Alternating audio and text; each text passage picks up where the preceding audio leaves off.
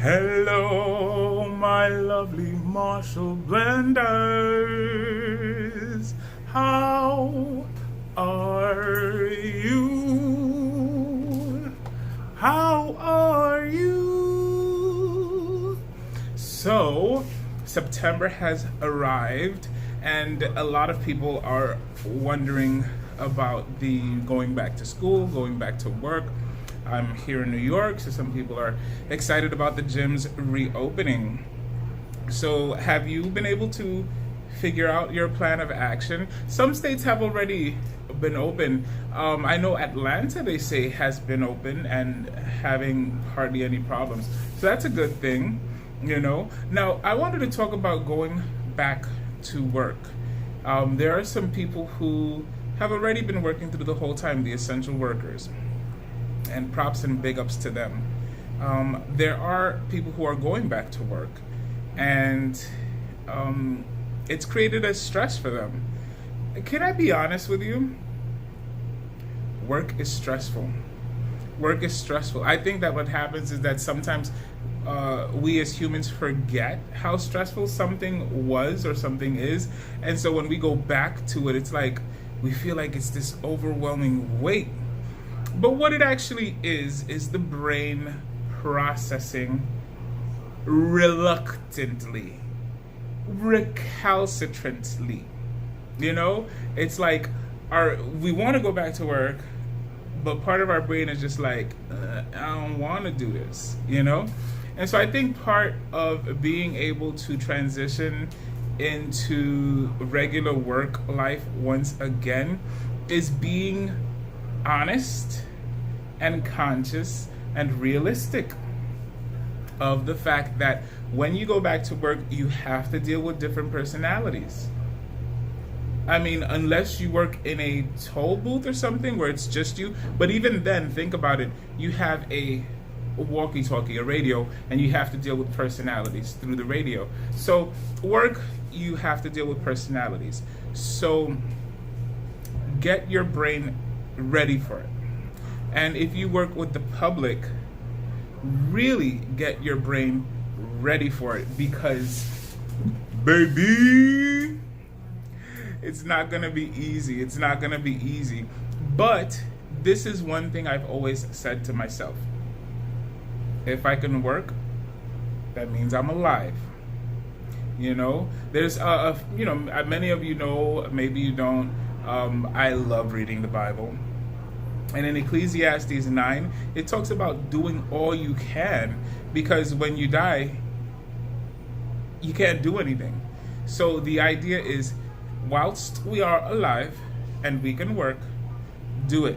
So if you have a place to call work, a place to call your job, be grateful, you know. And if it's a place you don't like, find a way of changing it while you are respecting your job and honoring your job. Find a way of changing that, you know. So that's essentially what I wanted to talk about. There was another thing. I didn't write it down. What was the other thing was, there's a saying, some people say, oh, you know your real friends when you're in hard times. The inverse is also realistic. You know who was being a real friend to you by how they behave when they're in hard times. Did you ever think about that? When a person is in hard times, but they aren't expecting you to do for them. They aren't expecting you to be willing to give them, I'm going to just give them money. When they have money of their own. So that's another way. But in reality, let me tell you something. There's no one way of telling who your real friends are. There's no one way of telling who your real friends are, because guess what? I've been in the hospital for 2 months, and people who I consider my friends to this day did not go to visit me. So one would say, oh, well, my real friends were the people that came to visit me at the hospital. That's not fair.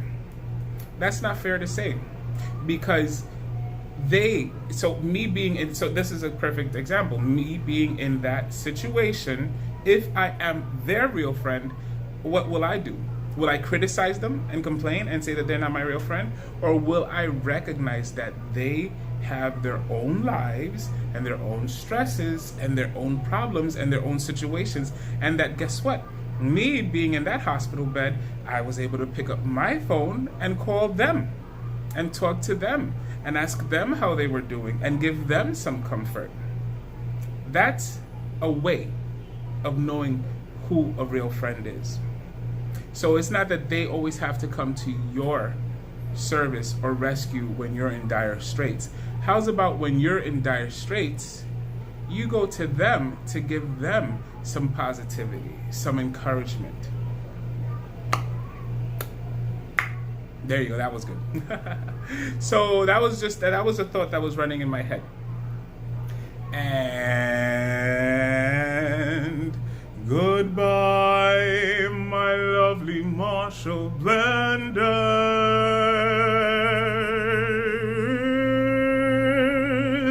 I'll see you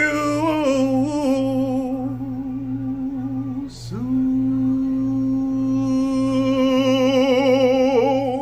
I'll see ya. Love you.